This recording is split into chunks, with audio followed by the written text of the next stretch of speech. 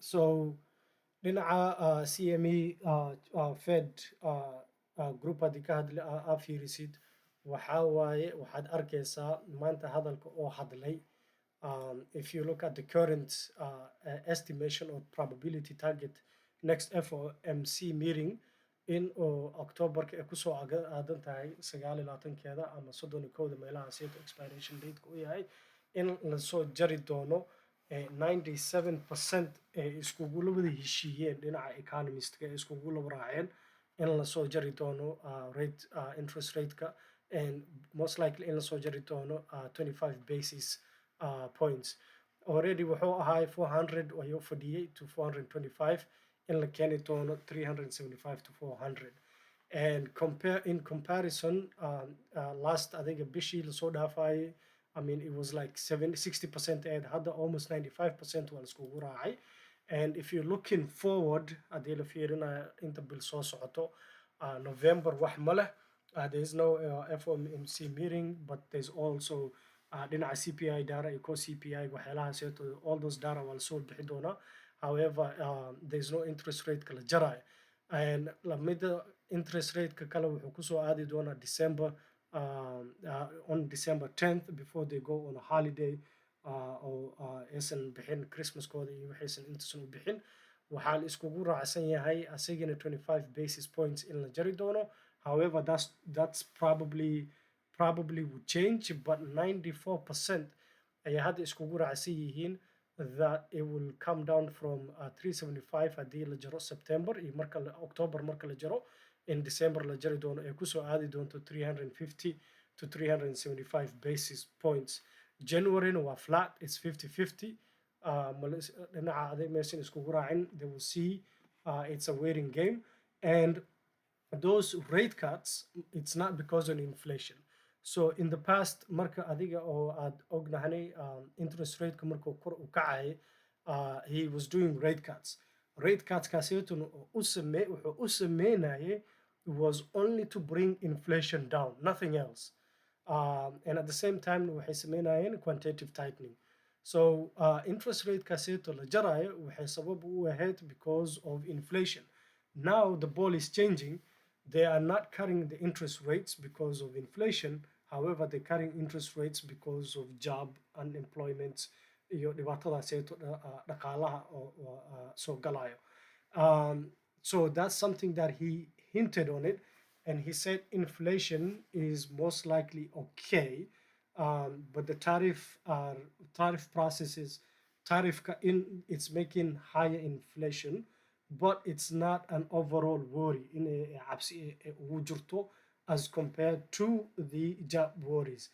Another thing oo taabtay quotekiisa raadinaya, I seem to not find the quote that wuxuu ka hadlay the quantitative easing. So wuxuu dhahay that he used the term that they are shrinking.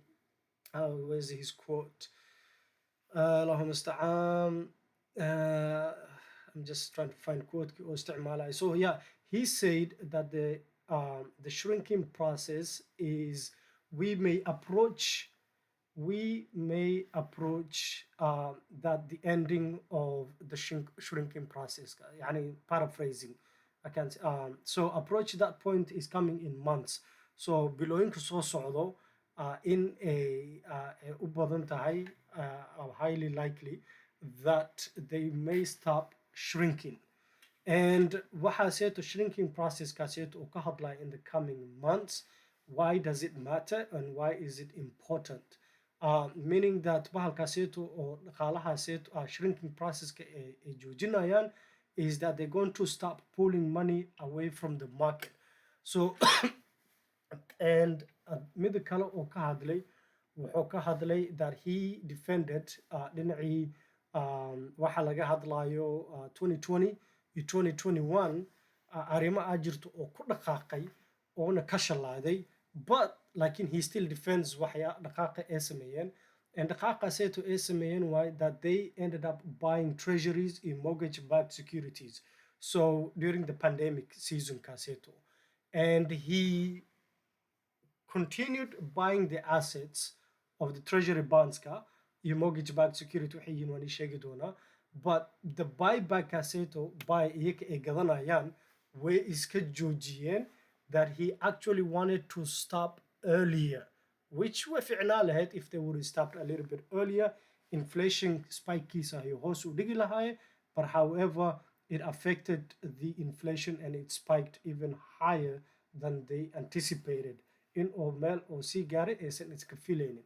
So when they say that they are buying assets waxaa waaye dhinaca dowladda markii ay deenta ay qaadanayso. When the US government is taking debts, markay congresska iskugu imaanayaan ay leeyihiin oo intaana u baahanaani deentaanaan u baahana alaanaan u baahanaani, what the Fed does is they buy the bills, notes, bonds, and then they become treasuries.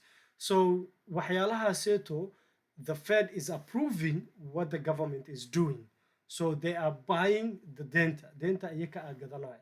And waxaa laga wadaa mortgage backed securities macnaheeda wax kalena ma ahan, waa guryaha inta oo bangiyaasha ay haastaan. Aniga maanta Maxamed waan baxaya waxaan leeyahay guriyaa rabaa inaan gato, gurigaaseeto deena waxaan kasoo qaadanayaa bangiga, guriyaan gadana, laakiin guriga aniga ma haastay, waxaa iska leh bangiga iska leh. So what the bank does is guryaha dhan ee annaka naga gadeen ee ummadda Faarax, Xaliimo, Cabdi, Jordan, whatever ay ka wada gadeen intay hal meel iskugu wada keenaan ee waxay dhahayaan securities, magacay bedelayaan. So they just call it securities. So that's what's called mortgage-backed securities, MBS, marka uu ka hadlayo. And intay wada qaadaan guryaheena inta la wada qaado ee waxay siinayaan the Fed ayaa laga gadayaa si usoo qaataan lacag, and that Fed buys those as securities. And markay kuwaas guryahaas ay gataan, the Fed will sell it to institutions hadhooti so that they can get the cash flow to support the government, dowladaha iyo lacagahooda inay siiyaan. So another thing that when they are doing bahalkaaseeto, the buying, is when the Fed is actually buying those securities kaaseeto ama bondska ama billska ama noteska markay gadanayaan, they create money. This is when marka lagu dhahayo the Fed creates money out of thin air, macnaheeda waa kaasa. They start creating money, lacaga, and those are only electronic digital credits. Way tagayaan, they put some numbers into their balance sheets. Everybody waxaan jeclaa balance sheets waa taqaanaa. It's when you know at dukaanle aad tahay, you should have a balance sheet. Waxaa haysataa wax markaa gadanaysid iyo wax markaa iska gadaysid. So I think Diamond haddii uusan haysanin, you might start waa ina sheet samaysataa, balance sheet. So they have their own balance sheet. That balance sheet kaaseeto ayay lacag ku daraan. Waxay siinayaan, they credit that money to the banks. Now the banks guryaheena inta ee dowladda ay ka gadeen ayaa lacag la soo siiyey. That's money that came from nowhere, and that money goes to now new loans ummadda la siinaya, but it has higher interest rate ayay leedahay because guryihii waa laga haastaa, waa laga wada gatay, hadhowtini way ka soo gada doonaan. And now Maxamed aa imaaday, Maxamed walaalkiisa aa imaaday, Cabdi aa imaaday, guri hore waa inuu gato. Now he's buying at a higher interest rate. Asaa laga qaadaya, hadhowti the government gets back their lacagtooda, and that money actually hadhowti eventually vanishes. So that expands their balance sheet kooda. Balance sheet kooda dhinaca reserveka bangiga ee haastaan, deentooda liabilitieska ee haastaan, iyo waxaa it balances out guryaha ee soo gateen ee gacanta ku hayaan. So he's hinting that that purchasing is coming to a stop, meaning that there is a highly likely in a quantitative easing a gali doonaan. So when they stop buying, this is now when they said we are coming to the ending of the purchasing in a jooji doonaan, which is the buying e ka hadlooyaan. That purchasing, it's nothing else that they stop buying guryaha, the mortgage-backed securities, the bonds, the T-notes kaaseeto, in ay joojiyaan ay gadaan. So lacagihii ay haastaan, it goes out of nowhere. It just disappears. it goes like they just go to the computer, it's like delete adoo camal maanta deen lagugu leeyahay delete kaale dheh deentaas waa kugu taale madaxdu kuu saarnaana. But the Fed, they can easily wax yar horta igu hubiya if my internet is fine because hadday maanta dhan I was going in and out. Can somebody put a shout out?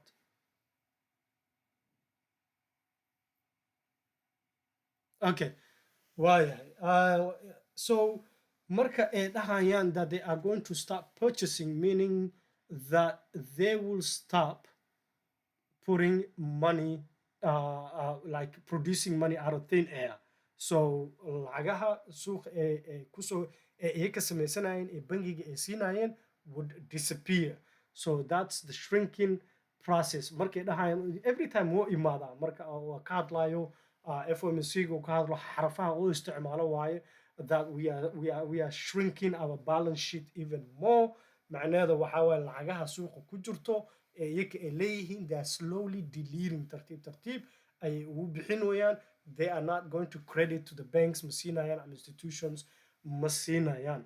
So the quantitative easing intaan aadin waxyaalahan bondska ay ka hadlayaan ama ay ka hadlayaan treasuries. Treasuries waa hadda camal mortgage backed securities. So the treasuries is just simple waa T-bills waa notes ama bonds waxay dhahaan waa waxyaalo waa iyaga deen ay sameeyeen and deentaaseta ay sameynayaan magacyo ay kala bixiyeen. There is the T-bills, T-notes and T-bonds. The T-bills waxaa waaye waa the short term loans ee deenta ay siinayaan institutions ama bangiga ribadeeda hoose yar tahay. waa the 2-year treasury yield marka arkaysid oo la dhahayo oh the 2-year treasury yield kor u aaday ama the 3-year treasury yield kor u sii aaday. waa deenta ee dadka ay siinayaan ay ku leeyihiin hey waa anigoo imaaday guutaalan dhahayniyo deenaan ku siinayaa deentaaneeto waxaan kaa rabaa in 6 months. That's called a T-bills. ama wuu ii imaado wuu ii soo noqdo waxaan dhahayniyo guutaale aniga saaxabow deentaaneeto waxaan ku deyminayaa 2 sano soo socoto iyo ka badan ilaa 10 sano. They call it T-notes. T-notes ay u bixiyeen. ama wuu ii imaado wuxuu leeyahay hey 10 sano mar 20 sano rabaa waxay u bixinayaan T-bonds. Those are the mortgage backed now securities. guryaha la iskugu keenay they changed the name from T-bonds, they call it mortgage backed securities maadaama deenta guryaha ee gashay. But deenta lacagta markay iyaga dhexdooda siinayaan the long term waa the 20-year treasury yieldka iyo the 30-year treasury yieldka waa chartka US 30, US 20, US 10. US 30, what happens to it right now when the quantitative easing starts will soo daadanaya because there's nobody that wants to go in a dowladda ee deemiyaan due to interest rate kii ayaa hoos u soo dhacayo. So when the interest rate is coming down, nobody wants to go to the government or the Fed inay dhahaan hey lacagteedu haaso 20 sano soo socoto way la cararayaan. Instead they go to treasury bills. waxay aadayaan the T-billska kan oo 6 bill that's more stable and it's more secure. So the 2-year and the T-billska oo 6 bill ilaa 2 sano ama sanadka ay lacagahooda ahaan ay ugu deeminayaan. And you will see the 2-year going up and the 30-year coming down because dadka lacagahooda ay rabaan inay ka qaataan. Now the waxyaalahaneeto the quantitative easing, let me just go back to the notes that I'm looking for. So the quantitative easing kaneeto ay ka hadlayaan or that this Jerome Powell that he's hinting that it's eventually coming to an end is nothing else by actually putting more money into the market. So meaning that hadeertaan liquidity ayay rabaan in suuqa ay ku soo celiyaan that they stop buying and they expand their balance sheet and they start creating the banks liability deenta iyagu lagu lahaay will start disappearing and now iyaka ayaa dad deen ku lahaanaya and instead they start putting interest hoos imaanayo. waxaa soo dhacayo liquidityga reservekooda hoose usoo dhigayaan deentooda soo yareynayaan which eventually now puts actual money into the market, not the quantitative purchasing, quantitative tightening. The purchasing is a that money does not exist. It's in between the institutions and the banks. Feds dhexdooda le ku dhex wareegaysaa dadka ummadda masaakimiinta gacantooda ma soo gaarto taajiriinta dhex maraysaa and eventually hadhowtiin they get richer suuqana way ka saarayaan. It actually, they just, wallahi, it's so bizarre, you know. They just make themselves even richer by just creating that fake money. And when now suuqa markay arkaan hadeertaan camal economiga markuu soo xumaaday, they start quantitative easing, they give it to the banks, and the banks hadda anakeena deeminayaan, business loans kala fudeynaya, interest rates ki hoos usoo dhigayaan, people start getting that money so they can spend it even further, and that actually looks positive for the both the stocks and in a crypto.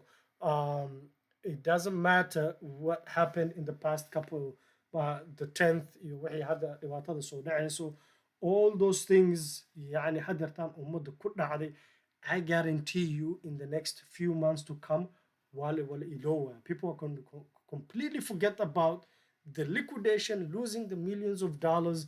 You will start seeing people posting on Twitter, oh, I made millions of dollars, or I made thousands of dollars, because liquidity is being put back into the market. Interest rate ki hoos usoo dhigayaan. However, the inflation is the only thing that's going to be sticky, and that inflation most probably may not go higher, but stay higher at a longer period.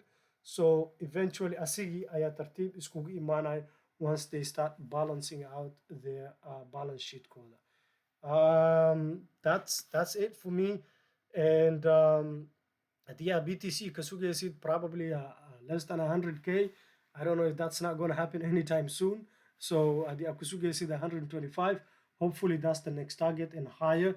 And 100 below 100 kase to case kisa would have been possible if this liquidation did not happen.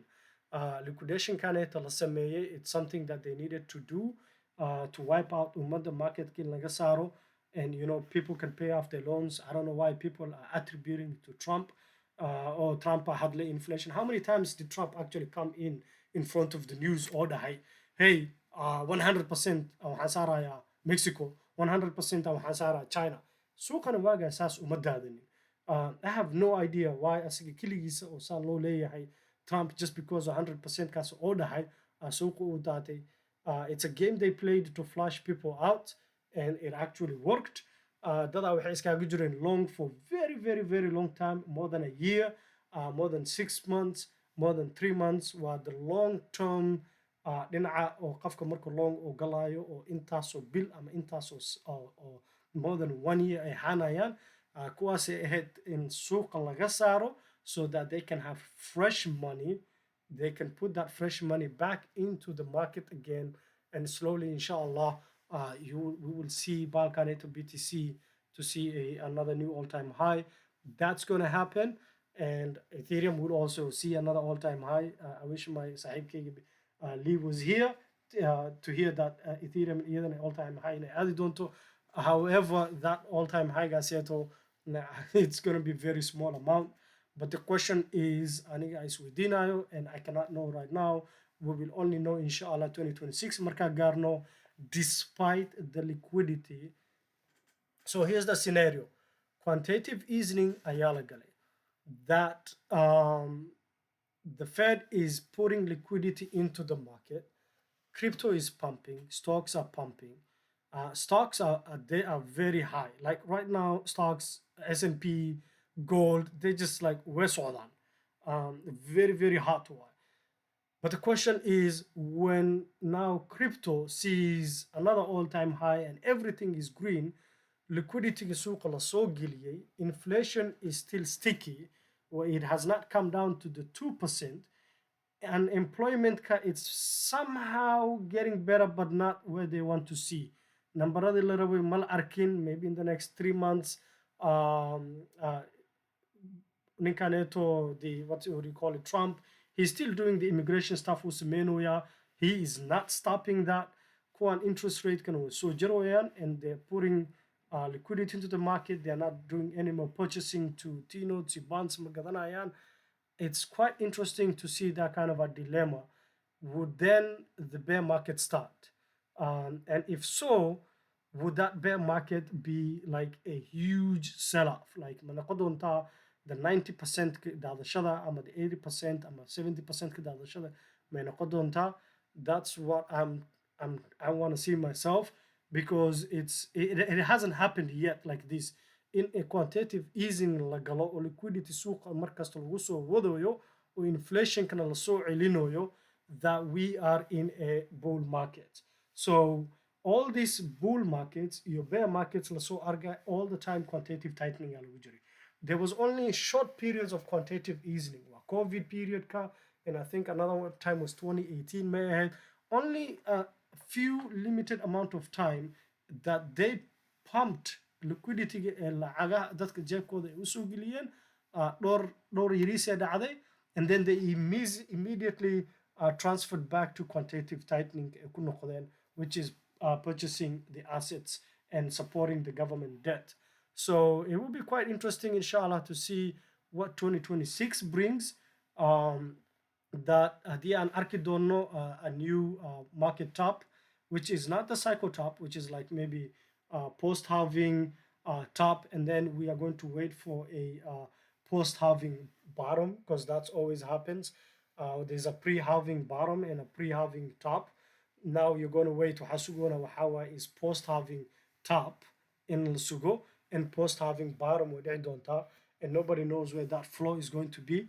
If the question was haday waxaan maqlayay qaf dhahay hey waxaan bilownay, I mean it's officially, every corner, every news, every outlet, even every social media waxay ku leeyihin hey waxaa ku jirnaa bear market, like they maxaa la dhahaa, we prophesize waa la isku saadiya, right? So and then it starts becoming true. So saadila la iskugu saadiliya, you start seeing there's this bear market socdo. Is it a good time to actually DCA? If you are in a very good profit, I don't think it's a time to good DCA for that bear market. It's better off to restart fresh and start DCAing months after. So like, let's say, and it come out like the person who's not worried about Bitcoin. Bitcoin doesn't give a goddamn shit about it. I do Bitcoin or imado 85,000. I think as an average of 120. Eventually, BTC would see that high before any other shitcoin sees that high. So that would not. What will it will give you a quicker return, a much more faster pace than the altcoins. So the question is, your altcoin Caseto I hesitate, and would you want to DCA, or would you want to slowly start taking off profits and completely be out of it? And when you see that BTC has bottomed out, now start buying into it. In Atsogashit, I prefer to do that than say I would DCA and wait for the next pullback on it or some because that's when psychologically damage ka dadka meesha badan ee ummadda ka soo raacdo is that long-term holding kaaseeto intaasoo sano, excuse me, astaghfirullah, intaasoo sano aad haysatid oo aad isleedahay wuu soo noqon doonaa, aad chatka mar kasta fiirinaysid, it leaves an impact on you, and that impact is what you want to run away from. And waxaan igu soo gabagabeynayaa, I like this statement that the other day waxaan akhrisanayay, I think there was an article I was reading, waxay ka hadlayeen debasement assets. Debasement assetska si kale u sharaxeen, waxay ka hadlayeen that everything is being debased against BTC, meaning that the value of the gold and the S&P and the dollar is debasing. Not the kasar, astaghfirullah, kasar gold. It was only BTC and gold. Yes, the case that they were making, it was only for BTC and gold and not stocks. That you are buying debasing assets. I mean, they try to argue iskugu dayan inay ku daraan stocks too, and the stocks waxay ka hadlayaan basically S&P, the I think the big 8 ama big 7 waa u malaynaa ay ka hadlayaan that debasing assets, everything against the currency. So macnaheeda waxay leeyihiin that everything that you are buying into, meaning the stocks, the gold and the BTC, you are debasing it against the currency dollar ka. So aniga saan u qaatay debasing macnaheeda waxaa waaye dhaqaalahaaseeto ayaa kor kugu kacoyo and dollarka hoos u dhacoyo. The way you look at it, saa u fiirinayo, look at it this way. It's not BTC that's going higher. When BTC goes to 125,000, BTC did not go higher. It's actually your money going lower. Lacagtaadii ayaa khasaarayso. You are losing the value or the strength. The purchasing power of your money is going lower. That's why you think and you see that BTC is going higher. Adigii purchasing power dollarkii aa haysatay, lacagta aa haysatay ayaa it has no meaning. معنى يعني I don't know how you said يعني it has no meaning. So معنى يعني, yes, there it is, thank you. So لعقتهذه has no value. It is the Bitcoin and the gold that's actually increasing their purchasing power, and you are looking at the wrong value or digit, which is lacagta aad fiirinaysid. Recently, when I was shirkadahan igu soo gaweynaya, I think a year ago waxaan ka hadlay maraan dahab aan gaday, waxaa laga hadlayay, I think waxay ahayd walaalaheen SFC ay ka hadlayeen dahabka physical dahab in la gato, ummadda gabdhaha ay gataan iskugu sharaxaan ama lacag ma u arus, do they buy it for the asset ama inay iskugu sharaxaan, you know, that's what was case. Aniga soo hadlay, aniga waxaan dhahay anigana dahab waa gataa. I buy dahab, the actual dahab. Markaan gatona aniga ma isku gadi, aniga ma iskugu sharixi. Intaan gato aan xaaskayga u geeyaa, waxaan dhahaa walaali macaan, maanta dahabkaana kuu keenay, laakiin waxaa rabaa ina ii haasid. Adiga isku qurxi, magaalada gal, arooska ku aad, ku faan dadka, ii haay, isku sharax, laakiin aniga iskale. Qiimihiisu markuu aado berito waxaan ku siinaa, waxaan ku dhahaa dahabkaygii sii, waan soo gadaa. So that's how a man can actually own dahab. So that your wife could look beautiful, she could beautify herself with it, but at the same time, when it comes time to sell it, ina adiga gatay. When compared to when you buy that dahab and xaaskaada aad siisatay ama qofka aad jeceshahay aad siisid oo hooyada ama habyarta ay tahay dumarka aad siisid, and dahabkaaseeto it's not yours, you no longer own it. Diini ahaan ma ka soo qaadi kartid, iyaka iskale. But when you say, hey, anaa iskale iyaha isku sharxi, diin ahaan adiga iskale. So that's how I buy my dahab. So I grabbed my dahab recently, and I was back in Kenya. And you know what? I want to sell it in Angadarawah. And I remember buying it, I think, per 1,200 Kenyan shillings ahead. So I went back and I said, hey, how do I dahab kan ina iska gado? I want to buy another dahab.